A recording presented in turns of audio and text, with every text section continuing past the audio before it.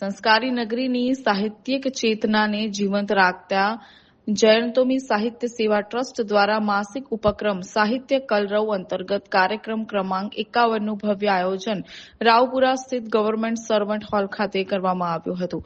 આ પ્રસંગે શહેરના અગ્રણી સાહિત્યકારો અને કાવ્ય પ્રેમીઓની ઉપસ્થિતિમાં શબ્દ અને સંવેદનાનો અનોખો સંગમ રચાયો।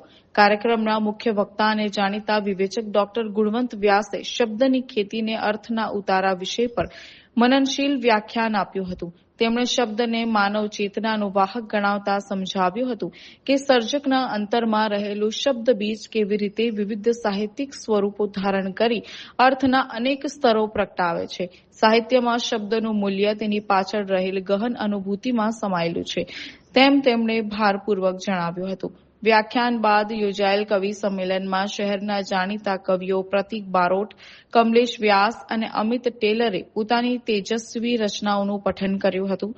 પ્રેમ, પ્રકૃતિ અને આધુનિક જીવનની સંવેદનાઓને વાચા આપતી આ કવિતાઓએ શ્રોતાઓને મંત્રમુગ્ધ કર્યા હતા। નમસ્કાર।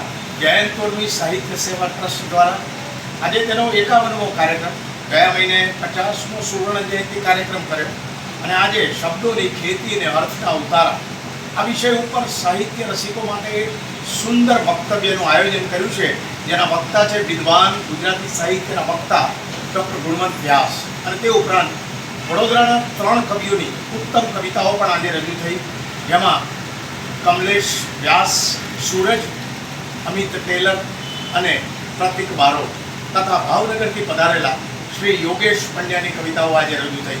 આજે 51મા કાર્યક્રમ નિમિત્તે અમે આજે આ સાહિત્યનું જે આયોજન કર્યું છે તેમાં વડોદરાના તેમજ રાજકોટ અને ભાવનગરના સાહિત્ય રસિકોએ ઉપસ્થિત રહીને ભાગ લીધો છે।